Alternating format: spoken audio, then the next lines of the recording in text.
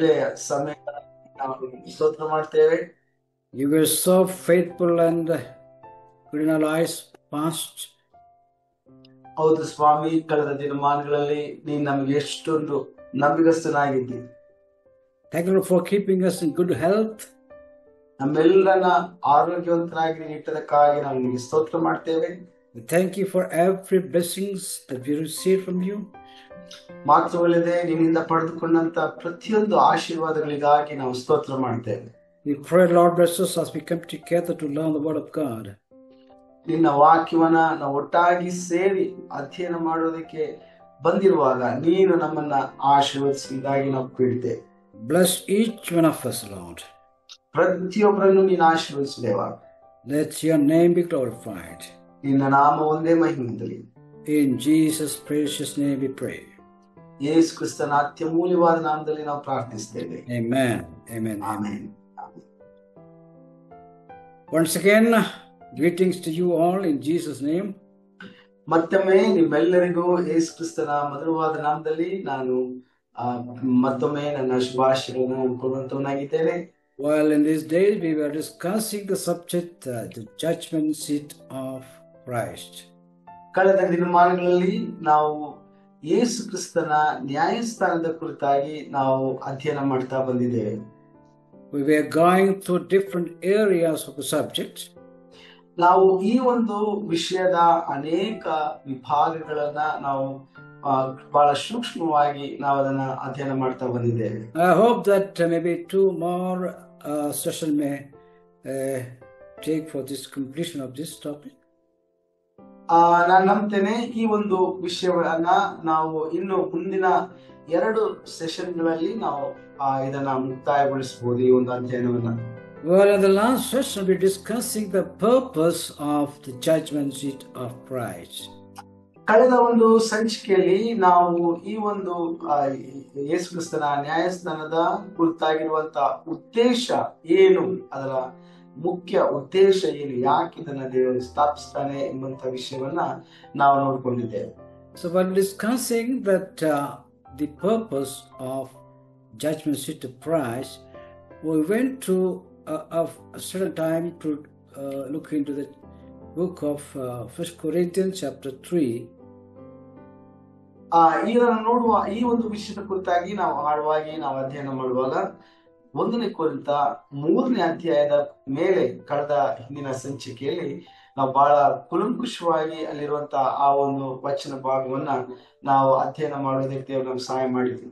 And we have noted that is not directly connected to the judgment seat of Christ.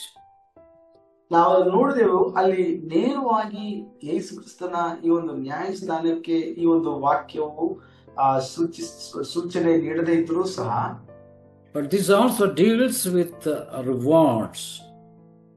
ಈ ಒಂದು ವೇದ ಭಾಗವು ಅದು ನಮಗೆ ಸಿಗಲಿಕ್ಕಿರುವಂತ ಈ ಒಂದು ಬಹುಮಾನದ ಕುರಿತಾಗಿ ಅದು ಅಲ್ಲಿರುವಂತ ವಾಕ್ಯಗಳು ನಮಗೆ ಉದ್ದೇಶಿಸುವುದನ್ನ ನಾವು ನೋಡಿದ್ದೇವೆ. And also we have seen there are different views on this particular topic, that is 1 Corinthians chapter 3 verse 5 through 10-15.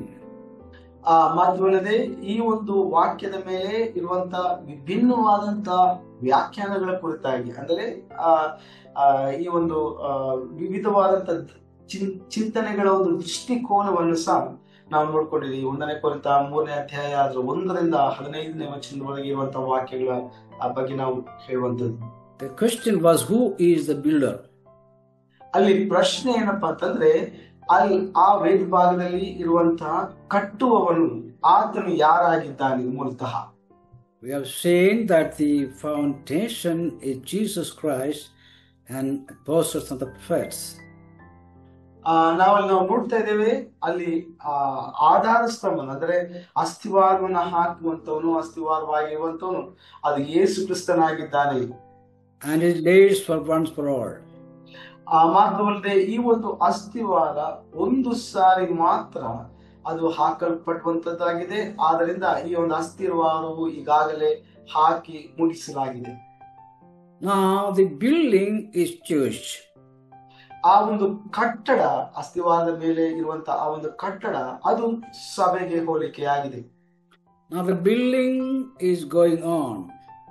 ಆ ಒಂದು ಸಭೆಯ ಕಟ್ಟಡದ ನಿರ್ಮಾಣದ ಕೆಲಸವು ಈ ದಿವಸದವರೆಗೂ ಅದು ಕಾರ್ಯನಿರತವಾಗಿ ಮುಂದುವರಿಯುತ್ತಾ ಇದೆ. And for that we need builders. ಆ ಒಂದು ಕಾರ್ಯ ಕೆಲಸಕ್ಕೋಸ್ಕರವಾಗಿ ನಮಗೆ ಕಟ್ಟುವಂತವರ ಅಥವಾ ಕೆಲಸಗಾರರ ಅವಶ್ಯಕತೆ ಇದೆ. And the last session we discussed one opinion that they think that the builder is none other than the shepherds or the pastors. ಕಳೆದ ಸಂಚಿಕೆಯಲ್ಲಿ ನಾವು ಅದನ್ನ ತಿಳ್ಕೊಂಡಿದ್ದೇವೆ. ಈ ಒಂದು ಕಟ್ಟುವಂತ ಕೆಲಸದಲ್ಲಿ ತೊಡಗಿಸಿಕೊಂಡಿರುವಂತವರು ಅದು ದೇವ ಸೇವಕರಾಗಿದ್ದಾರೆ, ಸಭಾಪಾಲಕರಾಗಿದ್ದಾರೆ, ಅಥವಾ ದೇವರು ನೇಮಿಸಿರುವಂತ ಸಭೆಯ ಕುರುಬರಾಗಿದ್ದಾರೆ. We don't want to extend further more about that. ಈ ದಿವಸದಲ್ಲಿ ನಾವು ಆ ಒಂದು ವಿಚಾರವನ್ನ ಇನ್ನು ಮತ್ತೆ ಹೆಚ್ಚು ಅದರ ವಿಶ್ಲೇಷಣೆಯನ್ನ ನೀಡುವುದಕ್ಕೆ ನಾನು ಬಯಸುವುದಿಲ್ಲ. Because it is out of the purview of our subject right now. ಯಾಕಂದ್ರೆ ನಮ್ಮ ಈ ಒಂದು ವಿಷಯದ ಚಿಂತನೆಗೆ ಅದು ಹೊರತುಪಡಿಸಿದಂತ ಒಂದು ಚಿಂತನೆಯಾಗಿದೆ. The one thing is very clear that the builder will be saved, because we read that however the worker or the builder will be saved. ಆದ್ರಿಂದ ಇಲ್ಲಿ ನಾವು ನೋಡುತ್ತೇವೆ ಆ ಒಂದು ಮನುಷ್ಯನ ಕೆಲಸವು ಸುಟ್ಟು ಹೋದರೆ ಅವನು ನಷ್ಟವನ್ನು ಅನುಭವಿಸ್ತಾನೆ, ಆದರೆ ಆ ಮನುಷ್ಯನು ಆ ಒಂದು ಬೆಂಕಿಯಿಂದ ತಪ್ಪಿಸಿಕೊಳ್ತಾನೆ, ಅವನು ರಕ್ಷಿಸಲ್ಪಡ್ತಾನೆ ಎಂಬುದಾಗಿ. But one of the works he or she has done will be perished. ಆದರೆ ಆ ಮನುಷ್ಯನು ಮಾಡಿದಂತ ಕೆಲಸವು ಅದು ನಷ್ಟವಾಗಿ ಅಥವಾ ವಿಫಲವಾಗಿ ಹೋಗುತ್ತದೆ. ಯಾಕಂದ್ರೆ ಬೆಂಕಿಯಲ್ಲಿ ಶೋಧಿಸಲ್ಪಡುವಾಗ ಅದು ಸುಟ್ಟು ಹೋದರೆ ಅದು ಅವನಿಗೆ ನಷ್ಟವಾಗ್ತದೆ. The builder is not perished, but the work done by the builder will lose. ಹೀಗೆ ಕಟ್ಟುವವನು ಅವನು ಬೆಂಕಿಯಲ್ಲಿ ಸುಟ್ಟು ಹೋಗುವುದಿಲ್ಲ, ಬದಲಾಗಿ ಅವನು ಮಾಡಿದಂತ ಕೆಲಸಗಳು ಅದು ಉತ್ತಮವಾದಂತ ಗುಣಮಟ್ಟದ ಕೆಲಸಗಳಾಗದೇ ಇರ್ತದೆ, ಅದು ಸುಟ್ಟು ಹೋಗುವಂತದಾಗಿರ್ತದೆ, ಅವನಿಗೆ ನಷ್ಟ ಸಂಭವಿಸುವಂತದಾಗಿರ್ತದೆ. In this sense, the builder will suffer loss. ಈ ಒಂದು ಹಿನ್ನೆಲೆಯಲ್ಲಿ ಈ ಕಟ್ಟುವವನ ಕೆಲಸವು ನಷ್ಟವನ್ನ ಅನುಭವಿಸುವಂತವನಾಗಿರ್ತಾನೆ. But I want to remind you that this is not a proof test for the security of salvation. ನಾನು ನಿಮಗೆ ಮತ್ತೆ ನೆನಪಿಸುವುದಕ್ಕೆ ನಾನು ಬಯಸ್ತೇನೆ, ಅದೇನೆಂದರೆ ಈ ಒಂದು ಪರೀಕ್ಷೆ ನಮ್ಮ ರಕ್ಷಣೆಯು ಸರಿಯಾದದ್ದು ಅಥವಾ ನಮ್ಮ ರಕ್ಷಣೆಯು ನಿಜವಾದದ್ದು ಎಂಬುದಕ್ಕೆ ಒಂದು ಸೂಚನೆ ಅಲ್ಲ. Because some teachers emphasize that this is a portion for the guarantee for the security of our salvation. ಯಾಕಂದ್ರೆ ಕೆಲವು ಬೋಧಕರು ಈ ವಚನ ಭಾಗಗಳನ್ನ ತೆಗೆದುಕೊಂಡು ಅವರು ಇದು ನಮ್ಮ ರಕ್ಷಣೆಯ ಸುರಕ್ಷತೆಯನ್ನ, ಅಂದ್ರೆ ಅದರ ನಿಖರತೆಯನ್ನ ಅದು ಸೂಚಿಸುವಂತದಾಗಿದೆ ಎಂಬುದಾಗಿ ಅವರು ಬೋಧಿಸ್ತಾರೆ. Salvation is entirely dependent on grace by faith through grace. ನಮ್ಮ ರಕ್ಷಣೆಯು ಸಂಪೂರ್ಣವಾಗಿ ದೇವರ ಕೃಪೆಯಿಂದ ಮಾತ್ರ ನಮ್ಮ ನಂಬಿಕೆ ಮೂಲಕವಾಗಿ ನಮಗೆ ದೊರಕುವಂತದಾಗಿದೆ. But the reward is based on work. That's the difference. ಆದರೆ ನಮಗೆ ಕೊಡುವಂತ ಈ ಒಂದು ಬಹುಮಾನ ಅಥವಾ ಉಡುಗೊರೆ ಇದು ನಾವು ಮಾಡುವಂತ ಕಾರ್ಯ ಕೆಲಸಗಳ ಮೇಲೆ ಆಧಾರಿತವಾಗಿದೆ. Salvation is not on work, but reward is based on work. ನಮ್ಮ ರಕ್ಷಣೆಯು ನಮ್ಮ ಒಳ್ಳೆಯ ಕೆಲಸಗಳ ಮೇಲೆ ಆಧಾರಿತವಾದದ್ದು ಅಲ್ಲ, ಆದರೆ ನಮ್ಮ ಬಹುಮಾನವು ಅದು ನಾವು ಮಾಡುವಂತ ಒಳ್ಳೆಯ ಕೆಲಸಗಳ ಮೇಲೆ ಆಧಾರಿತವಾಗಿದೆ. So in the previous session we have seen that the purpose of the judgment seat of Christ is very clearly scripted in the scripture.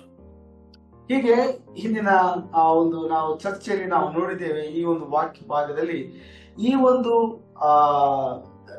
ಯೇಸು ಕ್ರಿಸ್ತನ ನ್ಯಾಯಸ್ಥಾನದ ಕುರಿತಾಗಿರುವಂತ ಈ ಒಂದು ಉದ್ದೇಶ ಏನಿದೆ ಅದು ಬಹಳ ಸ್ಪಷ್ಟವಾಗಿ ಈ ವಾಕ್ಯಗಳಲ್ಲಿ ನಾವು ಅದನ್ನು ಗಮನಿಸಬಹುದು. The purpose is each one may receive good or evil according to what he has done in the body. ಅದರ ಉದ್ದೇಶ ಏನಪ್ಪಾ ಅಂತಂದ್ರೆ ಬಹಳ ಸ್ಪಷ್ಟವಾಗಿ ಹೇಳಲ್ಪಟ್ಟಿರುವಂತದ್ದು, ಪ್ರತಿಯೊಬ್ಬನು ಅಂದ್ರೆ ಅವನು ಏನು ಮಾಡಿದ್ದಾನೋ ಅದಕ್ಕೆ ತಕ್ಕ ಪ್ರತಿಫಲವನ್ನು, ಅದಕ್ಕೆ ಅನುಗುಣವಾದಂತ ಪ್ರತಿಫಲವು, ಅದು ಒಳ್ಳೆಯದಾಗಿರ್ಬೋದು ಅಥವಾ ಕೆಟ್ಟದಾಗಿರ್ಬೋದು. Please underline the word that according to what he had done in the body. ನಾವು ಈ ವಚನಗಳನ್ನು ನಾವು ಅಂಡರ್ಲೈನ್ ಮಾಡ್ಕೊಳ್ಬೇಕು. ಅದೇನಂದ್ರೆ ಪ್ರತಿಯೊಬ್ಬನು ಅವನ ದೇಹದಲ್ಲಿ ಏನು ಮಾಡಿದ್ದಾನೋ. There are two usual terms in Greek for evil. Greek ಭಾಷೆಯಲ್ಲಿ ಕೆಟ್ಟದ್ದು ಎಂಬುದಕ್ಕೆ ಎರಡು ಪದ ಪ್ರಯೋಗಗಳನ್ನ ನಾವು ಕಾಣುತ್ತೇವೆ.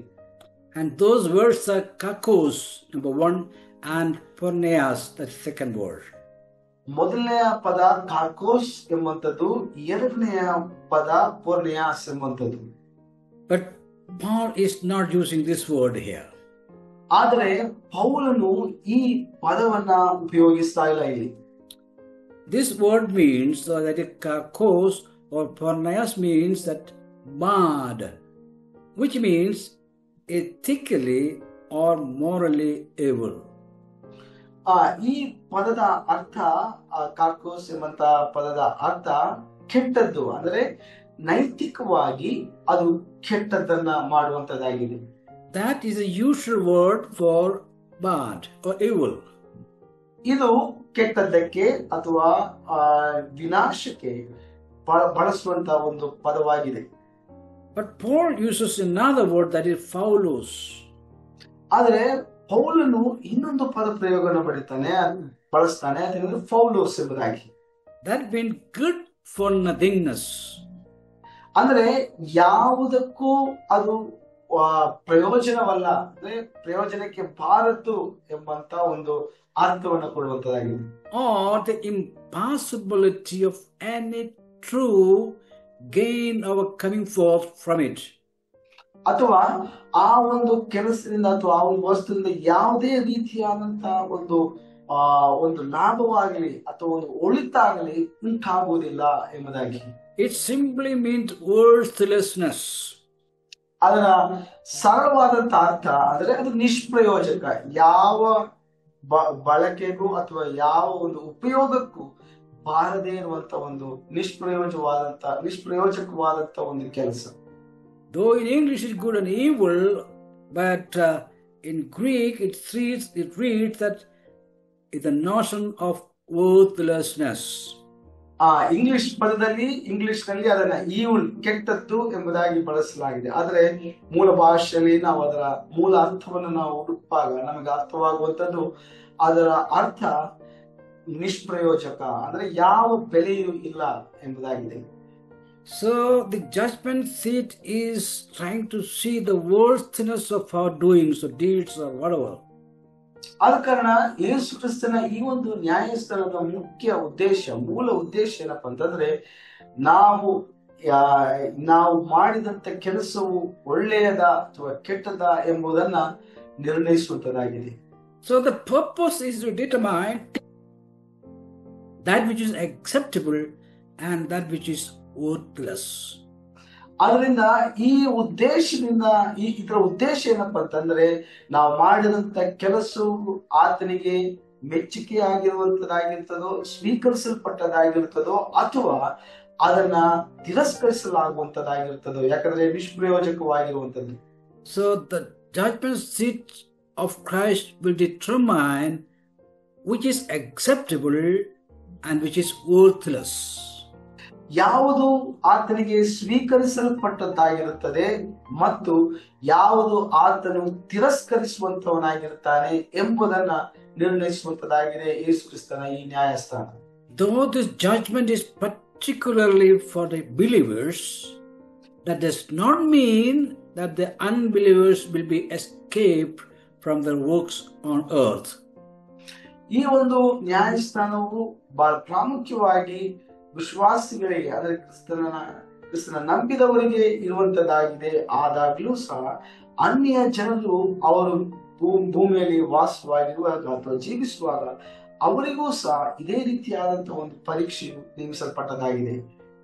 Nobody can escape from Jesus Christ. ಯಾವರೂ ಸಹ ಈತನ ಯೇಸು ಕ್ರಿಸ್ತನ ನ್ಯಾಯಸ್ಥಾನದಿಂದ ತಪ್ಪಿಸಿಕೊಳ್ಳುವುದಕ್ಕೆ ಸಾಧ್ಯವಿಲ್ಲ. So unbelievers also will be judged, but not at the judgment seat of Christ. That's the difference. ಹೀಗೆ ಅವಿಶ್ವಾಸಿಗಳು ಸಭೆಯಲ್ಲಿ ಇಲ್ಲದೆ ಇದ್ದರೂ ಸಹ ಯೇಸು ಕ್ರಿಸ್ತನ ನ್ಯಾಯಸ್ಥಾನದಿಂದ ತಪ್ಪಿಸಿಕೊಳ್ಳುವುದಕ್ಕೆ ಸಾಧ್ಯವಿಲ್ಲ. While writing to Romans, Paul asked, ರೋಮಾಪುರದ ಪತ್ರಿಕೆಯನ್ನ ಪೌಲನು ಬರೆಯುವಾಗ ಪೌಲನು ಕೇಳಿದನು, why do you pass judgment on your brother? ನೀನು ನಿನ್ನ ಸಹೋದರನ ಮೇಲೆ ಯಾಕೆ ನ್ಯಾಯ ತೀರ್ಪನ್ನು ಮಾಡುತ್ತಿ? Or why do you despise your brother? ಅಥವಾ ನಿನ್ನ ಸಹೋದರನನ್ನ ಯಾಕೆ ನೀನು ನ್ಯಾಯ ತೀರಿಸ್ತಿ? For we all shall stand before the judgment seat of Christ, for it is written, ಯಾಕೆಂದ್ರೆ ನಾವೆಲ್ಲರೂ ಆತನ ನ್ಯಾಯಸ್ಥಾನದ ಮುಂದೆ ನಿಲ್ಲಲೇಬೇಕು. as I live, says the Lord, every knee shall bow to me, and every tongue shall give praise to God. That is 14:10 RSV. ನಾವು ನೋಡ್ತೇವೆ, ನನ್ನ ಜೀವದಾಣೆ ಎಲ್ಲರೂ ನನಗೆ ಅಡ್ಡ ಬೀಳುವರು, ಎಲ್ಲರೂ ನನ್ನನ್ನು ದೇವರೆಂದು ಪ್ರತಿಜ್ಞೆ ಮಾಡುವರು ಎಂಬುದಾಗಿ ಕರ್ತನು ಹೇಳಿದ್ದಾನೆ ಎಂದು ಬರೆದಿದೆ. ರೋಮಾಪುರದ ಪತ್ರಿಕೆ 14ನೇ ಅಧ್ಯಾಯ 11ನೇ ವಚನದಲ್ಲಿ ನಾವು ನೋಡ್ತೇವೆ. So nobody can escape the judgment of Jesus Christ, either believer or unbeliever. But for believers, it is at the judgment seat of Christ. ಆದ ಕಾರಣ ಯಾರೂ ಸಹ ಯೇಸು ಕ್ರಿಸ್ತನ ಈ ಒಂದು ನ್ಯಾಯಸ್ಥಾನದಿಂದ ತಪ್ಪಿಸಿಕೊಳ್ಳುವುದಕ್ಕೆ ಸಾಧ್ಯವಿಲ್ಲ. ಅದು ವಿಶ್ವಾಸಿಗಳಾಗಿರ್ಬೋದು ಅಥವಾ ಅವಿಶ್ವಾಸಿಗಳಾಗಿರ್ಬೋದು. So some understand that the judgment seat of God and the judgment seat of Christ are not same. ಅದರಿಂದ ಇಲ್ಲಿ ನಾವು ಒಂದು ವ್ಯತ್ಯಾಸವನ್ನು ನಾವು ತಿಳ್ಕೊಳ್ಬೇಕು. ಯೇಸು ಕ್ರಿಸ್ತನ ನ್ಯಾಯಸ್ಥಾನ ಮತ್ತು ದೇವರ ನ್ಯಾಯಸ್ಥಾನ ಇದೆರಡು ಒಂದೇ ಅಲ್ಲ, ಇದೆರಡು ವಿಭಿನ್ನವಾದದ್ದು. Because these are two different usages, used two different phrases. ಯಾಕಂದ್ರೆ ಇದನ್ನ ಬಹಳ ಸುಲಭವಾಗಿ ಬಳಕೆ ಮಾಡುವಂತ ಒಂದು ವಾಕ್ಯಗಳಾಗಿದೆ, ವಚನಗಳ ಮೂಲಕವಾಗಿ ಇದನ್ನ ಬಳಕೆ ಮಾಡ್ತಾರೆ. ಆದ್ರೆ ಇವೆರಡು ಒಂದೇ ಅರ್ಥವನ್ನು ಕೊಡುವಂತದ್ದಲ್ಲ, ಇವೆರಡು ವಿಭಿನ್ನವಾದದ್ದು.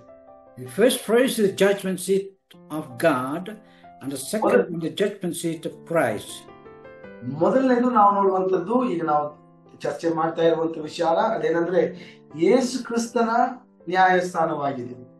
So some people think that the former, the judgment seat of God, is for the unbelievers, and the latter is for the believers.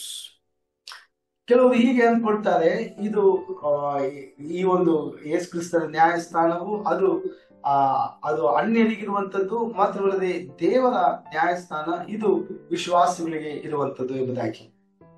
Because some people think that Spirit of God, Spirit of Christ, Holy Spirit, all these are different spirits.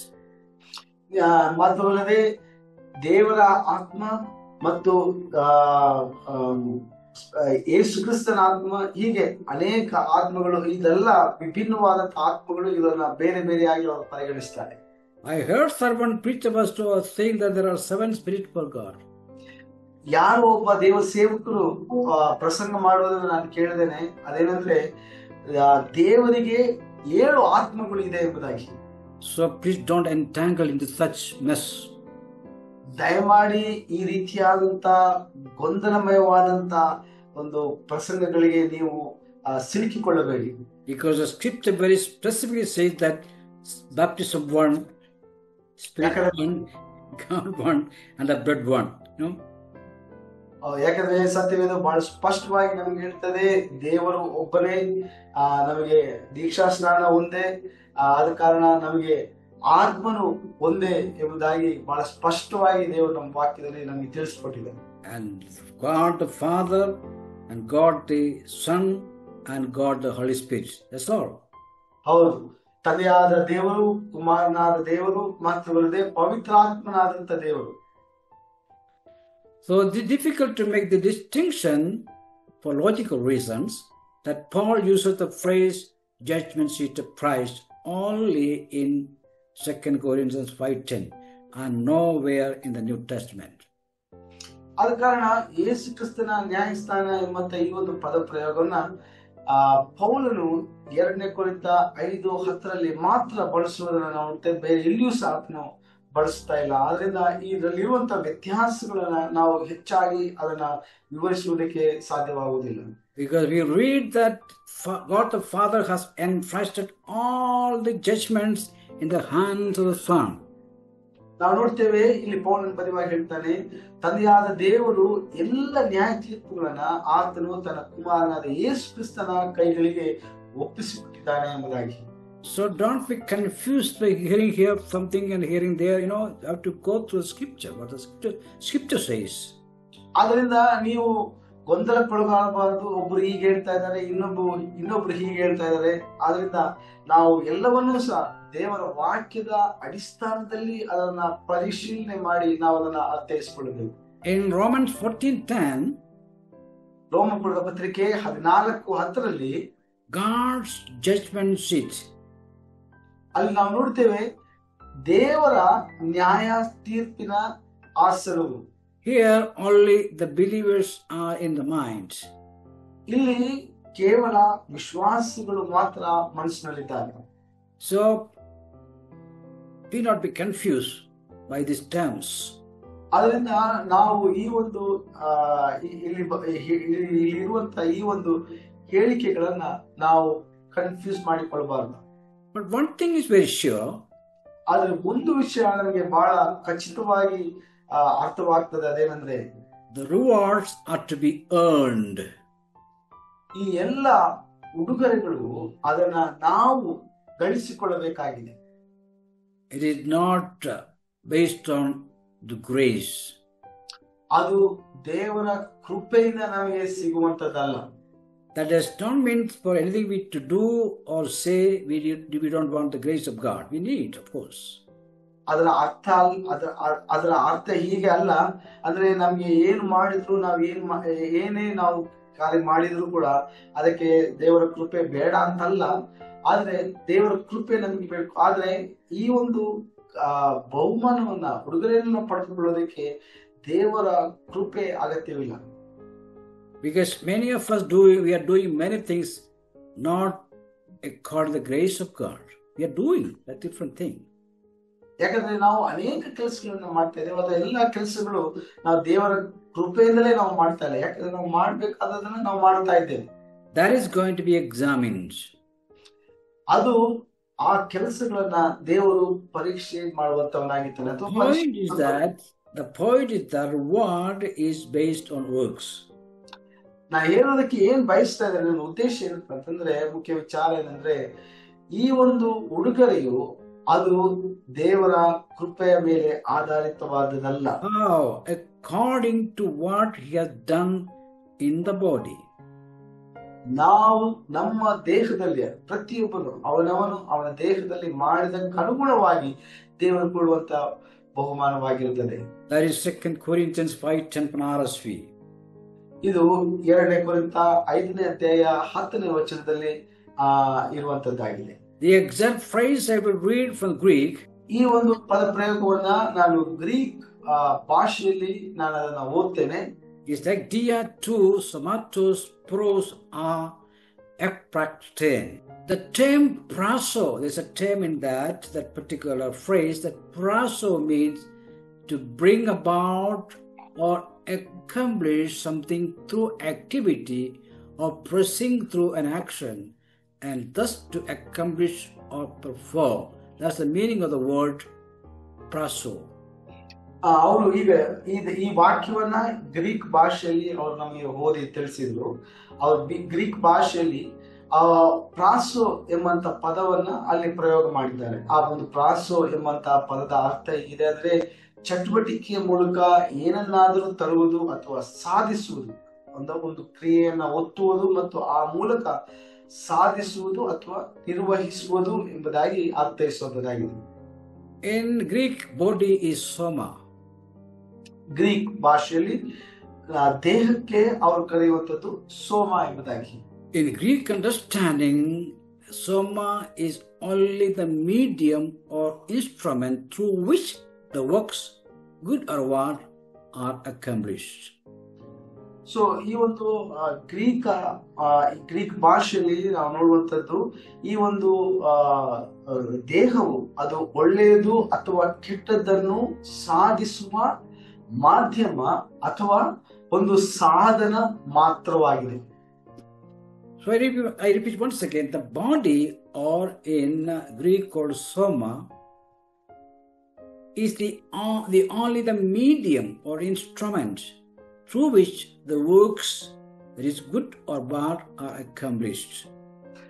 ಮತ್ತೊಮ್ಮೆ ನಾನು ಅದನ್ನ ಹೇಳ್ತಾ ಇದ್ದೇನೆ, ಅದೇ ಇವರು ಪುನರಾವರ್ತಿಸ್ತಾ ಇದ್ದೇನೆ. ಅದೇನೆಂದ್ರೆ Greek ಭಾಷೆಯಲ್ಲಿ ದೇಹಕ್ಕೆ ಹೇಳುವಂಥದ್ದು ಸೋಮ ಎಂಬುದಾಗಿ. ಈ ಸೋಮ ಎನ್ನುವಂಥದ್ದು ಅಥವಾ ದೇಹ ಎನ್ನುವಂಥದ್ದು ಇದು ಒಂದು ಮಾಧ್ಯಮವಾಗಿದೆ. ಅಂದ್ರೆ ನಾವು ಈ ಒಂದು ಮಾಧ್ಯಮದ ಮೂಲಕವಾಗಿ ಒಳ್ಳೆಯದನ್ನು ಅಥವಾ ಕೆಟ್ಟದನ್ನ ಸಾಧಿಸುವಂತದ್ದಾಗಿದೆ. So in the body means through the body. ಆದ್ದರಿಂದ ಈ ಮಾಧ್ಯಮ ಎಂಬುದಾಗಿ ಹೇಳುವಾಗ ನಮ್ಮ ಶರೀರ ಅಥವಾ ನಮ್ಮ ದೇಹ ಒಂದು ಮಾಧ್ಯಮ, ಅದರ ಮೂಲಕವಾಗಿ ನಾವು ಮಾಡುವಂತ ಕೆಲಸಗಳು. That is a physical body. ಇದು ನಾವು ನೋಡುವಂತ ನಮ್ಮ ದೈಹಿಕವಾದ ಶಾರೀರಿಕವಾದಂತ ಒಂದು ಶರೀರವಾಗಿದೆ. That is why we are living on earth. ಆದ ಕಾರಣ ನಾವು ಭೂಮಿಯ ಮೇಲೆ ನಿವಾಸಿಗಳಾಗಿದ್ದೇವೆ. This is not about unbelievers. ಇದು ಅನ್ಯರ ಕುರಿತಾಗಿ ಅಥವಾ ಅವಿಶ್ವಾಸಿಗಳ ಕುರಿತಾಗಿ ಅಲ್ಲ. This is for the repentant, born again, saved Christians. ಇದು ಪಶ್ಚಾತ್ತಾಪವನ್ನು ಪಟ್ಟು ಮಾನಸಾಂತರ ಹೊಂದಿದಂತ ಹೊಸದಾಗಿ ಹುಟ್ಟಿದ ವಿಶ್ವಾಸಿಗಳ ಕುರಿತಾಗಿದೆ. It does not mean that once you're saved and taken baptism, you become perfect. ನೀವು ಒಂದು ಸಾರಿ ರಕ್ಷಣೆ ಹೊಂದಿ ದೀಕ್ಷಾ ಸ್ನಾನ ಹೊಂದಿದ ನಂತರ ನೀವು ಸಂಪೂರ್ಣವಾದ ಅಥವಾ ಒಂದು ಪರಿಪೂರ್ಣವಾದಂತ ಒಂದು ವ್ಯಕ್ತಿಯಾಗಿ ನೀವು ಬದಲಾವಣೆ ಆಗುವುದಿಲ್ಲ. Apostle John says that if I say I have no sin, I am a liar. ಯಾಕಂದ್ರೆ ಅಪೊಸ್ತಲನಾದಂತ ಯೋಹಾನ ಹೇಳ್ತಾನೆ, ನಾನು ಪಾಪ ಮಾಡಲಿಲ್ಲ ಎಂಬುದಾಗಿ ಹೇಳುವುದಾದ್ರೆ ನಾನು ಸುಳ್ಳುಗಾರನಾಗುತ್ತೇನೆ ಎಂಬುದಾಗಿ ಹೇಳ್ತಾನೆ ಯೋಹಾನ ಸುವಾರ್ತೆಯಲ್ಲಿ. We all are committing sins. Shortcomings we will just put an ornamental word, shortcomings. But in the sight of God, it is sin. ನಾವು ಅನೇಕ ಪಾಪಗಳನ್ನು ನಾವು ಮಾಡ್ತೇವೆ, ಆದ್ರೆ ಈ ಪಾಪಗಳನ್ನ ನಾವು ಬಹಳ ಅಲಂಕಾರ ಉಳ್ಳಂತ ಮಾತುಗಳನ್ನ ಪ್ರಯೋಗ ಮಾಡಿಕೊಳ್ತೇವೆ. ಅಂದ್ರೆ ನಮ್ಮ ಕೊರತೆಗಳು ಅಥವಾ ನಮ್ಮ ಬಲಹೀನತೆಗಳು, ಹೀಗೆ ಅನೇಕ ರೀತಿಯಲ್ಲಿ ನಾವು ಅದಕ್ಕೆ ಬಣ್ಣಗಳನ್ನ ಕೊಟ್ಟು ನಾವು ಅದನ್ನ ಬಹಳ ಸುಂದರವಾಗಿ ಹೇಳ್ತೇವೆ. God is straightforward. ಆದ್ರೆ ದೇವರು ಹಾಗಲ್ಲ. ದೇವರು ನೇರವಾಗಿ ಮುಖಾಮುಖವಾಗಿ ಮಾತನಾಡುವಂತ ಒಬ್ಬ ವ್ಯಕ್ತಿಯಾಗಿದ್ದಾನೆ. For God has no metaphor, no figure of speech. ಅದರಿಂದ ದೇವರು ರೂಪಕ ಅಲಂಕಾರಗಳನ್ನಾಗಲಿ ಅಥವಾ ಉಪಮೇಯಗಳನ್ನಾಗಲಿ ಬಳಸಿಕೊಂಡು ಆತನು ಮಾತನಾಡುವಂತದಲ್ಲ. This is all for us to understand. ಇದೆಲ್ಲ ನಮಗೆ ಅರ್ಥೈಸಿಕೊಳ್ಳುವುದಕ್ಕೆ ಇರುವಂತಹ ವಿಷಯಗಳಾಗಿವೆ. We have to stand before straight, black and white. ನಾವು ನೇರವಾಗಿ ಆತನ ಮುಖಾಮುಖಿಯಾಗಿ ನಾವು ಆತನ ಮುಂದೆ ನಿಲ್ಲಬೇಕಾಗಿದೆ. ಅದು ಕಪ್ಪು ಬೆಳುಪು ಎಂಬುದಾಗಿ ಆತನು ಅದನ್ನ ನಿರ್ಣಯಿಸುವಂತವನಾಗಿದ್ದಾನೆ. The deeds and whatever happen in our body done is in the body only, through the body only. ಅದರಿಂದ ನಾವು ಮಾಡಿದಂತ ಎಲ್ಲ ಕೆಲಸಗಳು ಅದು ಈ ದೇಹದ ಮುಖಾಂತರವಾಗಿ ಮಾಡಿದಂತವುಗಳು. Whatever sin we are committing, it affects the spirit also. That's a different thing. ನಾವು ಏನೆಲ್ಲ ಪಾಪಗಳನ್ನ ಈ ದೇಹದ ಮೂಲಕವಾಗಿ ನಾವು ಮಾಡುತ್ತೇವೋ ಅದು ನಮ್ಮ ಆತ್ಮದ ಮೇಲೆ ಪರಿಣಾಮ ಬೀರುವಂತದ್ದಾಗಿದೆ. It affects our spiritual life. ಅದು ನಮ್ಮ ಆತ್ಮಿಕ ಜೀವಿತದ ಮೇಲೆ ಬಹಳ ದೊಡ್ಡ ಪರಿಣಾಮವನ್ನು ಬೀರುವಂತದ್ದಾಗಿದೆ. But the external contact is with our body. ಇದರ ಒಂದು ಬಾಹ್ಯ ಸ್ಪರ್ಶ ನಮ್ಮ ದೇಹದ ಮೂಲಕವಾಗಿರುವಂತದ್ದಾಗಿದೆ. That's why Paul says whatever we do in the body. ಆದ ಕಾರಣ ಇಲ್ಲಿ ಪೌಲನು ಒತ್ತಿ ಹೇಳುವಂತದ್ದು ಪ್ರತಿಯೊಬ್ಬನು ಅವನ ದೇಹದಲ್ಲಿ ಏನು ಮಾಡಿದ್ದಾನು We will receive accordingly, it is evil or good. ಅದಕ್ಕೆ ಅನುಗುಣವಾಗಿ ನಾವು ಒಳ್ಳೆಯದು ಅಥವಾ ಕೆಟ್ಟದನ್ನ ಪಡೆಯಬಹುದು. Now we move on to another area. ನಾವು ಇನ್ನೊಂದು ವಿಚಾರಕ್ಕೆ ನಾವು ಮತ್ತೆ ಮುಂದೆ ಸಾಗೋಣ. That is the criteria of the bema of Christ. ಈ ಒಂದು ಬೇಮ ಅಥವಾ ಯೇಸು ಕ್ರಿಸ್ತನ ಬೇಮ ಎಂಬುದಾಗಿ ನಾವು ಕರೆಯುವಂತ ಈ ಒಂದು ನ್ಯಾಯಸ್ಥಾನದ ಮಾನದಂಡಗಳು ಏನಾಗಿವೆ ಎಂಬುದಾಗಿ. In the scripture we have certain criteria given for the judgment seat of Christ. ಸತ್ಯವೇದದಲ್ಲಿ ಈ ಒಂದು ನ್ಯಾಯಸ್ಥಾನಕ್ಕೆ ಅಂದ್ರೆ ಯೇಸು ಕ್ರಿಸ್ತನ ನ್ಯಾಯಸ್ಥಾನಕ್ಕೆ ಕೆಲವೊಂದು ಮೂಲ ಮಾನದಂಡಗಳನ್ನ ಕೊಡಲ್ಪಟ್ಟದಾಗಿದೆ.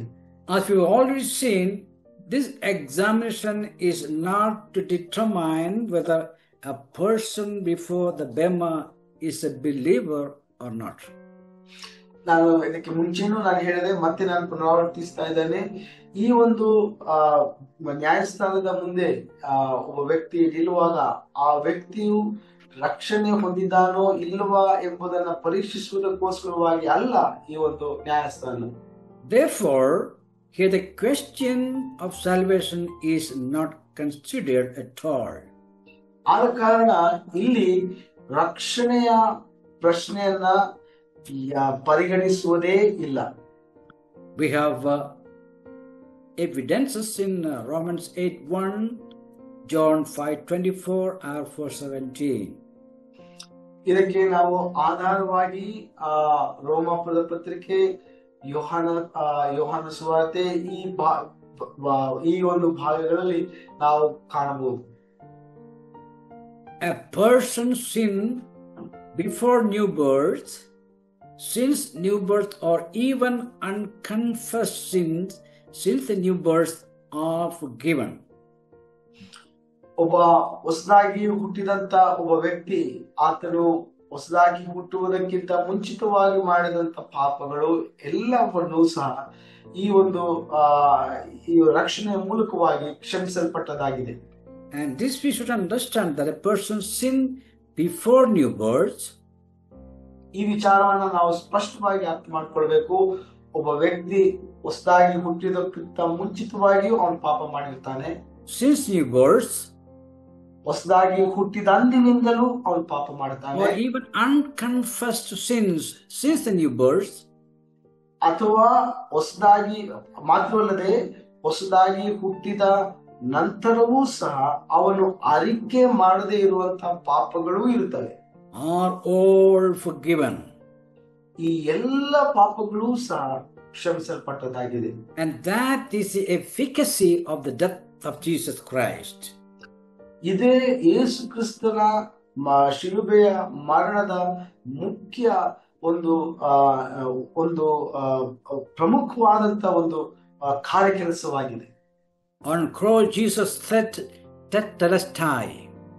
ಯೇಸು ಕ್ರಿಸ್ತನು ಶಿಲುಬೆಯಲ್ಲಿ ಆತನು ಸಾಯುವಾಗ ಕೊನೆ ಕ್ಷಣಗಳಲ್ಲಿ ಅವನು ನುಡಿದಂತ ಮಾತುಗಳಾಗಿದೆ ಟೆಟ್ಲೆಸ್ಸಾಯ್ ಎಂಬುದಾಗಿ. That means it is finished. ಅದರ ಅರ್ಥ ಎಲ್ಲವೂ ಮುಕ್ತಾಯವಾಗಿದೆ.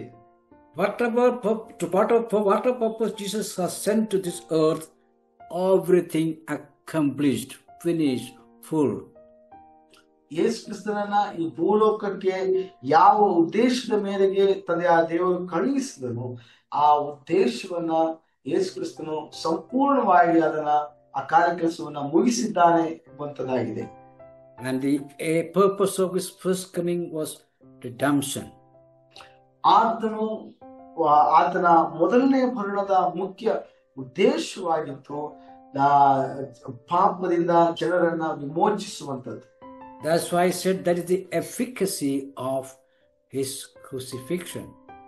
ಇದನ್ನೇ ನಾವು ನೋಡ್ತೇವೆ, ಆತನ ಕ್ರೂಚಿಯ ಮರಣದ ಮುಖ್ಯ ಉದ್ದೇಶವಾಗಿದೆ. That's what the scripture says.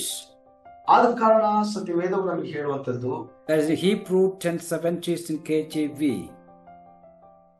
ಇಬ್ರಿಯ ಪತ್ರಿಕೆ ಅದರ 10ನೇ ಅಧ್ಯಾಯ 7ನೇ ವಚನದಲ್ಲಿ, in KJV we read that the sins and iniquities will I remember no more. ನಿನ್ನ ಪಾಪ ಕರ್ಮಗಳನ್ನ ನಾನು ಇನ್ನು ಮುಂದೆ ನೆನಪಿಗೆ ತಂದುಕೊಳ್ಳುವುದಿಲ್ಲ. This is not a quote from the Old Testament. ಇದು ಹಳೆಯ ಒಡಂಬಡಿಕೆಯಿಂದ ಹೇಳುವಂತ ವಚನವಲ್ಲ. This is right from the New Testament. ಇದು ಹೊಸ ಒಡಂಬಡಿಕೆಯಿಂದ ಹೇಳಿದಂತ ಮಾತುಗಳಾಗಿದೆ. The scripture says that their sins and iniquities will I remember no more. ನಾನು ಇನ್ನು ಮುಂದೆ ನಿನ್ನ ಪಾಪ ಕೃತ್ಯಗಳನ್ನ ನೆನಪಿಗೆ ತಂದುಕೊಳ್ಳುವುದೇ ಇಲ್ಲ. A believer is already dead judicially with Christ. ಒಬ್ಬ ವಿಶ್ವಾಸಿಯು ಯೇಸು ಕ್ರಿಸ್ತನಲ್ಲಿ ಈಗಾಗಲೇ ಆತನು ಈ ಒಂದು ಪಾಪದ ಸಾಲದಿಂದ ಆತನಿಗೆ ವಿಮುಕ್ತಿಗೊಳಿಸಲಾಗಿದೆ.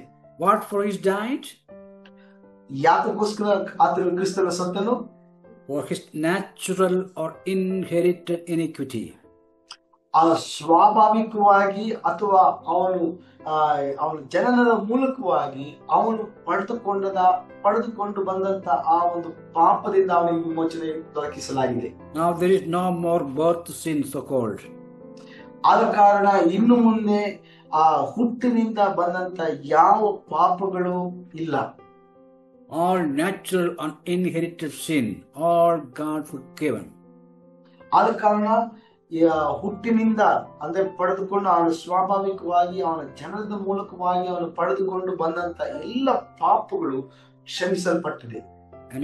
An individual, of course, is born under contamination.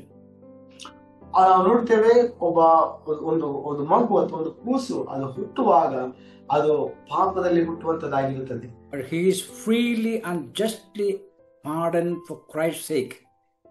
ಆದರೆ ಕ್ರಿಸ್ತನ ನಿಮಿತ್ತವಾಗಿ ಆತನ ರಕ್ಷಣೆಯ ನಿಮಿತ್ತವಾಗಿ ಆತನಿಗೆ ಕ್ಷಮಾಪಣೆಯು ಕೊಡಲ್ಪಡಲಾಗಿದೆ. That's what the scripture says, and the person is justified by faith.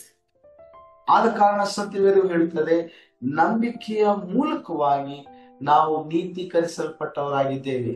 Now the judgment is not because of your sin.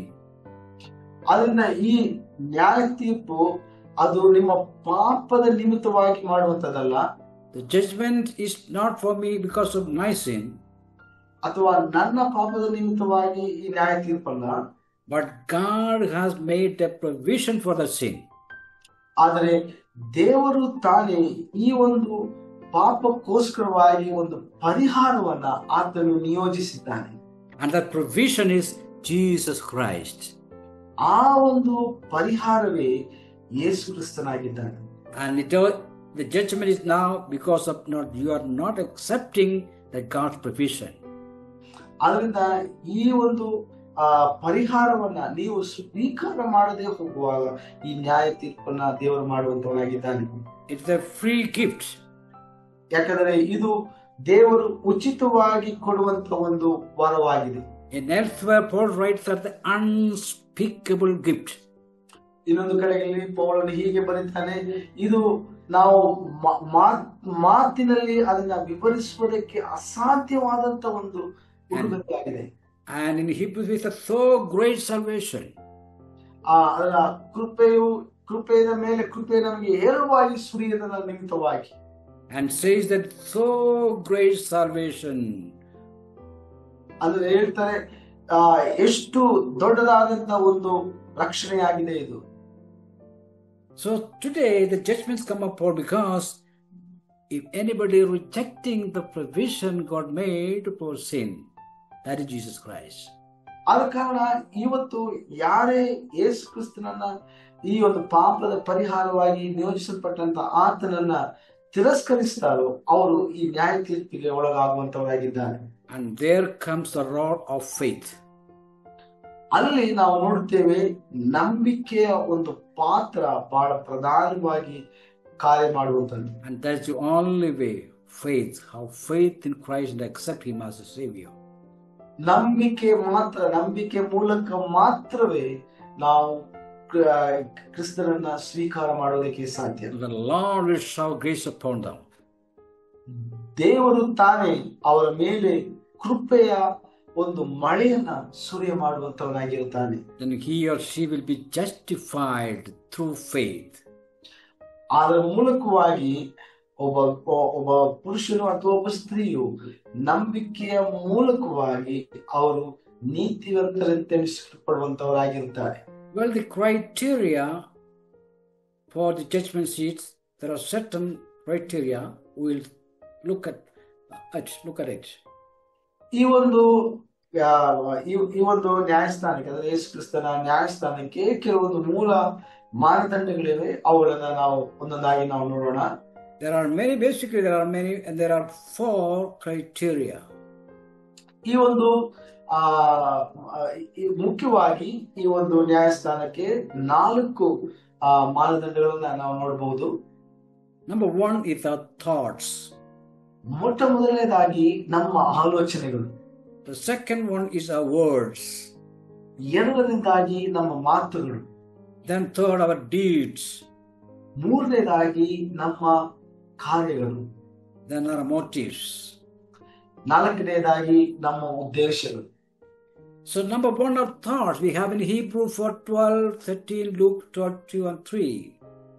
ಮೊದಲನೇದಾಗಿ ನಾವು ನೋಡ್ತೇವೆ ನಮ್ಮ ಆಲೋಚನೆಗಳು. ಇದರ ಕುರಿತಾಗಿ ಇದೇ ಪತ್ರಿಕೆ 4ನೇ ಅಧ್ಯಾಯ 12 13 ವಚನಗಳಲ್ಲಿ ನಾವು ನೋಡ್ತೇವೆ. God knows our every thoughts. ದೇವರು ನಮ್ಮ ಎಲ್ಲ ಆಲೋಚನೆಗಳನ್ನ ಆತನು ಬಲ್ಲವನಾಗಿದ್ದಾನೆ. We can sin by thoughts also. ನಾವು ನಮ್ಮ ಆಲೋಚನೆಗಳ ಮೂಲಕವೂ ಸಹ ಪಾಪ ಮಾಡುವುದಕ್ಕೆ ಸಾಧ್ಯ.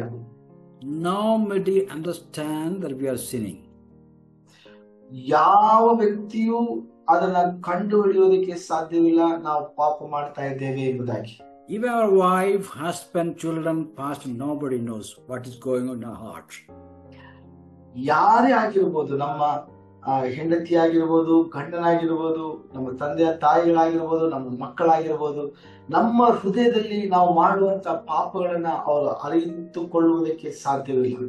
A simple look may make you sinner.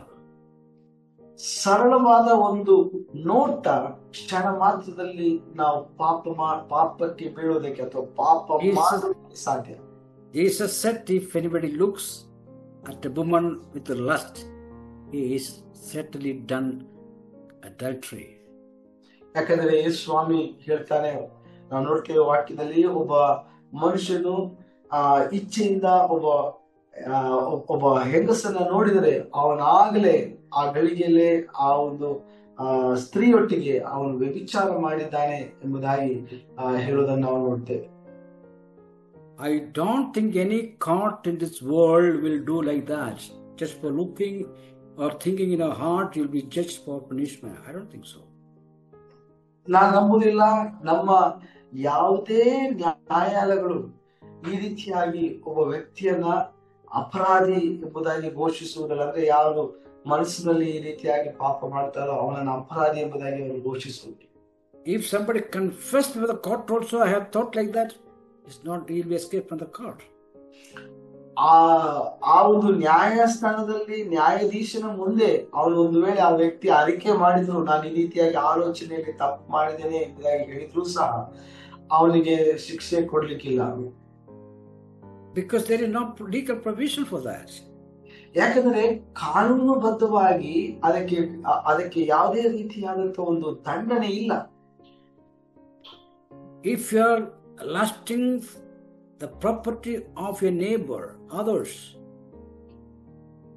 ಒಂದು ವೇಳೆ ನೀವು ನಿಮ್ಮ ನೆರೆಯವರ ಒಂದು ಆಸ್ತಿಯನ್ನ ನೋಡಿ ನೀವು ಆಶೆ ಪಡುವುದಾದರೆ, ಅದನ್ನ ಬಯಸಬೇಕು ಎಂಬುದಾಗಿ ನೀವು ಹಂಬಲಿಸುವುದಾದರೆ, to think it yourself, you can interpret it your own way. ನೀವು ಆಲೋಚನೆ ಮಾಡಿ ನೋಡಿ, ನೀವು ನಿಮ್ಮಷ್ಟಕ್ಕೆ ಅದನ್ನ ವ್ಯಾಖ್ಯಾನಿಸಬಹುದು, ಯಾವ ರೀತಿಯಾಗಿ ಅದನ್ನ ನಿಮ್ಮ ಮಾತುಗಳಲ್ಲಿ ಅದನ್ನು ವಿವರಿಸಬಹುದು. So by thinking and cooking the thoughts in your mind, you can sin. ಹೀಗೆ ನೀವು ಆಲೋಚನೆಗಳ ಮೂಲಕವಾಗಿ, ಅಂದರೆ ನೀವು ಈ ಒಂದು ಆಲೋಚನೆಗಳನ್ನ ತಯಾರು ಮಾಡುವುದರ ಮೂಲಕವಾಗಿ, ಇಂಥ ಆಲೋಚನೆಗಳನ್ನು ತಯಾರು ಮಾಡುವ ಮೂಲಕವಾಗಿ ನೀವು ಪಾಪ ಮಾಡಬಹುದು. Nobody knows about that. ಯಾರಿಗೂ ಇದರ ಬಗ್ಗೆ ಗೊತ್ತಾಗುವುದಿಲ್ಲ. You will be going to church and participating, you may some positions, things like that. ನೀವು ಸಭೆಗೆ ಹೋಗ್ಬೋದು, ಅನೇಕ ಆತ್ಮಿಕವಾದಂತಹ ಚಟುವಟಿಕೆಗಳಲ್ಲಿ ನೀವು ಭಾಗವಹಿಸಬಹುದು. You will may get a good farewell. ನಿಮಗೆ ಬಹಳ ಉತ್ತಮವಾದಂತಹ ಒಂದು ಒಂದು ಹೆಗ್ಗಳಿಕೆ ಸಿಗಬಹುದು. You may get a decent funeral. ನಿಮಗೆ ಬಹಳ ಉತ್ತಮವಾದಂತ ಒಂದು ಅಂತಿಮ ಸಂಸ್ಕಾರವೂ ಸಿಗಬಹುದು. Many people may say many things about you, good things. ಅನೇಕರು ನಿಮ್ಮ ಮರಣದ ಸಮಯದಲ್ಲಿ ಬಹಳ ಒಳ್ಳೆ ಮಾತುಗಳನ್ನ, ಅವರು ಒಳ್ಳೆ ಕಾರ್ಯಗಳನ್ನ ಅವ್ರ ಬಗ್ಗೆ ನಿಮ್ಮ ಬಗ್ಗೆ ಗುಣಗಾನ ಮಾಡಬಹುದು. Nobody knew the thoughts that happened in your mind. ಆದ್ರೆ ಯಾರಿಗೂ ಸಹ ನಿಮ್ಮ ಮನಸ್ಸಿನಲ್ಲಿ ನೀವು ಆಲೋಚನೆ ಮಾಡಿದಂತ ಪಾಪ ಕಾರ್ಯಗಳ ಕುರಿತಾಗಿ ಗೊತ್ತಾಗುವುದಿಲ್ಲ. But mind it, the thoughts will be a criteria before the judgment seat of Christ. ನೆನಪಿಟ್ಟುಕೊಳ್ಳಿ, ಯೇಸು ಕ್ರಿಸ್ತನ ನ್ಯಾಯಸ್ಥಾನದ ಮುಂದೆ ನೀವು ಮಾಡಿದಂತ ಆಲೋಚನೆಗಳು ಬಹಳ ಮುಖ್ಯವಾದಂತ ಒಂದು ಮಾನದಂಡವಾಗಿದೆ. Because God knows our every thoughts. ಯಾಕಂದ್ರೆ ದೇವರಿಗೆ ನಾವು ಆಲೋಚನೆ ಮಾಡುವಂತ ಪ್ರತಿಯೊಂದು ಆಲೋಚನೆಗಳನ್ನ ಆತನು ಬಲ್ಲವನಾಗಿದ್ದಾನೆ. I don't want to take up the examples and discuss right now because everybody knows. There are many scripture portions. ನಾನು ಒಂದೊಂದೇ ಉದಾಹರಣೆಗಳನ್ನ ತೆಗೆದು ವಿವರಿಸುವುದಕ್ಕೆ ನಾನು ಬಯಸುವುದಿಲ್ಲ. ಯಾಕಂದ್ರೆ ನಿಮ್ಮೆಲ್ಲರಿಗೂ ಈ ವಿಚಾರದ ಬಗ್ಗೆ ಗೊತ್ತಿರುವಂತಹ ಅನೇಕ ವಾಕ್ಯಗಳನ್ನ ನಾವು ನೋಡ್ತೇವೆ ಸತ್ಯವೇದದಲ್ಲಿ. ಇದಕ್ಕೆ ಆಧಾರ both in Old Testament and New Testament. ಹಳೆ ಒಡಂಬಡಿಕೆಯಲ್ಲಿ ನಾವು ನೋಡ್ತೇವೆ, ಹೊಸ ಒಡಂಬಡಿಕೆಯಲ್ಲಿ ಸಹ ನಾವು ನೋಡ್ತೇವೆ. And we know the story of the cherubims. ನಾವು ನೋಡ್ತೇವೆ ಈ ಒಂದು ಕೆರೂಬಿಯರ ಒಂದು ಕತೆ ನಮಗೆ ಗೊತ್ತಿದೆ. He was just thinking in his mind that I will lift up my throne and kept above the God. He was just thinking. ಈ ಕೆರೂಬಿಯರಲ್ಲಿ ಒಬ್ಬನು ಅವನು ಆಲೋಚನೆ ಮಾಡಿದನಷ್ಟೇ, ನಾನು ದೇವರ ಆಸನಕ್ಕಿಂತ ಮೇಲೆ ಒಂದು ಹಂತ ಏರ್ಬೇಕು ಎಂಬುದಾಗಿ ಅವನು ಆಲೋಚನೆ ಮಾಡಿದನಷ್ಟೇ. He never discussed with other angels. ಅವನು ಬೇರೆ ಇತರ ದೇವದೂತರೊಂದಿಗೆ ಅವನ ಆಲೋಚನೆಯನ್ನ ಅವನು ವಿಚಾರ ಕೂಡ ಮಾಡಲಿಲ್ಲ. ಅವನು He did not communicate with anybody. ಅವನು ಆ ಒಂದು ಆಲೋಚನೆಯನ್ನ ಬೇರೆ ಇತರ ಯಾವ ದೂತರ ಹತ್ರ ಸಹ ಹಂಚಿಕೊಳ್ಳಲಿಲ್ಲ ಅದನ್ನು. He didn't make any verbal statement. ಅವನು ಅದರ ಕುರಿತಾಗಿ ತನ್ನ ಬಾಯ ಮೂಲಕವಾಗಿ ಅಥವಾ ಮಾತುಗಳ ಮೂಲಕವಾಗಿ ಅದನ್ನ ಅವನು ಪ್ರಕಟಪಡಿಸಲೂ ಇಲ್ಲ. He didn't speak out. ಅವನು ಅದರ ಬಗ್ಗೆ ಮಾತಾಡಲೇ ಇಲ್ಲ. ಅವನು The very moment God struck him down, ಆ ಒಂದು ಆಲೋಚನೆ ಅವನಿಗೆ ಬಂದ ಕೂಡಲೇ ನಾವು ನೋಡ್ತೇವೆ ದೇವರು ತೊಬ್ಬಿದರು. And that is our God. ಅದೇ ನಮ್ಮ ದೇವರಾಗಿದ್ದಾನೆ. We tremble before, we serve him with trembleness. ಆದ ಕಾರಣ ನಾವು ಈ ದೇವರನ್ನ ನಾವು ಸೇವಿಸುವಾಗ ನಾವು ಭಯದಿಂದಲೂ ನಡುಕದಿಂದಲೂ ಆತನಿಗೆ ನಾವು ಸೇವೆ ಸಲ್ಲಿಸಬೇಕು. In this world we may get lot of applauses, admirations, many things. ಈ ಭೂಮಿಯ ಮೇಲೆ ನಮಗೆ ಅನೇಕ ರೀತಿಯಲ್ಲಿ ಹೆಗ್ಗಳಿಕೆಗಳು, ಅನೇಕರು ನಮ್ಮನ್ನ ಹೊಗಳಿ ನಮ್ಮನ್ನ ಬಹಳ ರೀತಿಯಾಗಿ ನಮಗೆ ಪ್ರಶಂಸೆಗಳನ್ನ ಕೊಡಬಹುದು. Will be raptured? Sure. ಆದ್ರೆ ನಾವು ಎತ್ತಲ್ಪಡ್ತೇವ? That's good. ಒಳ್ಳೆಯದು. That is our great hope. ಅದು ನಮ್ಮ ಬಹಳ ದೊಡ್ಡ ಒಂದು ನಿರೀಕ್ಷೆಯಾಗಿದೆ. But that is not the full stop. ಆದರೆ ಎತ್ತಲ್ಪಡುವಿಕೆಯೊಂದಿಗೆ ಅದು ನಮ್ಮ ಈ ಒಂದು ಕಾರ್ಯ ಮುಕ್ತಾಯವಾಗುವುದಿಲ್ಲ. We have to face the judgment seat of Christ. ನಾವು ಯೇಸು ಕ್ರಿಸ್ತನ ನ್ಯಾಯಸ್ಥಾನವನ್ನ ಎದುರಿಸಲೇಬೇಕು. So live in this world in our body accordingly. ಆದ ಕಾರಣ ಈ ಭೂಲೋಕದಲ್ಲಿ ನಾವು ಈ ದೇಹದಲ್ಲಿ ಜೀವಿಸುವಾಗ ನಾವು ಅದಕ್ಕೆ ಅನುಗುಣವಾಗಿ ನಾವು ಜೀವಿಸಬೇಕು. Let's close our eyes. ನಾವು ನಮ್ಮ ಕಣ್ಣುಗಳನ್ನು ಮುಚ್ಚೋಣ. Oh Heavenly Father, we thank you for this blessed evening time. ಪರಲೋಕದಲ್ಲಿರುವ ನಮ್ಮ ತಂದೆ, ಅನುಗ್ರಹಿಸಲ್ಪಟ್ಟಂತ ಈ ಒಳ್ಳೆ ಸಂಜೆ ವೇಳೆಗಾಗಿ ನಾವು ನಿಮಗೆ ಸ್ತೋತ್ರ ಮಾಡ್ತೇವೆ. We pray, Holy Spirit, to help us to live in this world according to your will and according to your script words. ಹೌದು ಸ್ವಾಮಿ, ಈ ಭೂಮಿಯಲ್ಲಿ ನಾವು ಜೀವಿಸುವಾಗ ನಿನ್ನ ಚಿತ್ತಕ್ಕನುಗುಣವಾಗಿ ನಾವು ಜೀವಿಸುವುದಕ್ಕೆ ನಮಗೆ ಸಹಾಯ ಮಾಡಿ. Lord, we are living in a troublesome world. ಹೌದು ಸ್ವಾಮಿ, ನಾವು ಜೀವಿಸುವಂತ ಈ ಭೂಲೋಕದಲ್ಲಿ ನಮಗೆ ಬಹಳಷ್ಟು ಕಷ್ಟ ನಷ್ಟಗಳು, ತೊಂದರೆಗಳು ಇರುವಂತದ್ದಾಗಿ. Lord, you have placed at different stations with different purposes. ಹೌದು, ನಮ್ಮನ್ನ ವಿವಿಧವಾದಂತ ಸ್ಥಳಗಳಲ್ಲಿ ವಿವಿಧ ಉದ್ದೇಶಗಳಿಂದ ನೀ ನಮ್ಮನ್ನ ಇಟ್ಟಿದ್ದಿ. That's the work worthy. ಹೌದು ಸ್ವಾಮಿ, ನಿನಗೆ ಯೋಗ್ಯವಾಗಿ ನಾವು ಜೀವಿಸುವುದಕ್ಕೆ ನಮಗೆ ಸಹಾಯ ಮಾಡು. Whenever we do something, Lord, help us to examine ourselves. ಹೌದು ಕರ್ತನೇ, ನಾವು ನಿನಗಾಗಿ ಮಾಡುವಂತ ಎಲ್ಲ ಕಾರ್ಯ ಕೆಲಸಗಳನ್ನ ನಾವು ಪರೀಕ್ಷಿಸಿಕೊಂಡವರಾಗಿ ಮಾಡುವುದಕ್ಕೆ ನಮಗೆ ಸಹಾಯ ಮಾಡು. Because there is a judgment seat of Christ before us. ಯಾಕಂದರೆ ನಾವು ಒಂದು ದಿನ ಯೇಸು ಕ್ರಿಸ್ತನ ನ್ಯಾಯಸ್ಥಾನದ ಮುಂದೆ ನಿಲ್ಲಲೇಬೇಕು. Help each one of us who listen this evening time. ಈ ಸಂಜೆ ವೇಳೆ ಕೇಳ್ತಾ ಇರುವಂತಹ ಪ್ರತಿಯೊಬ್ಬರನ್ನು ನೀನು ಆಶೀರ್ವದಿಸು. Thank you, Lord, for good translation by Jason. ಉತ್ತಮವಾದ ಭಾಷಾಂತರ ಮಾಡಿದಂತ ಬ್ರದರ್ ಜೇಸನ್ ಅವರಿಗಾಗಿ ನಾನು ಸ್ತೋತ್ರ ಮಾಡ್ತೇನೆ. Thank you for all leaders and teachers and all the team workers of Builders. ಈ ಬಿಲ್ಡರ್ಸ್ ತಂಡದ ಎಲ್ಲ ನಾಯಕರಿಗಾಗಿ ಮತ್ತು ಎಲ್ಲ ತಂಡದ ಸದಸ್ಯರಿಗಾಗಿ ನಾನು ಪ್ರಾರ್ಥಿಸ್ತೇನೆ. Let alone your name be glorified. ನಿನ್ನ ನಾಮ ಒಂದೇ ಮಹಿಮೆ ಹೊಂದಲಿ ಸ್ವಾಮಿ. In Jesus' precious name we pray. ಯೇಸು ಕ್ರಿಸ್ತನ ಅತ್ಯಮೂಲ್ಯವಾದ ನಾಮದಲ್ಲಿ ನಾವು ಪ್ರಾರ್ಥಿಸ್ತೇವೆ. Amen. Amen. Amen. Amen. Amen.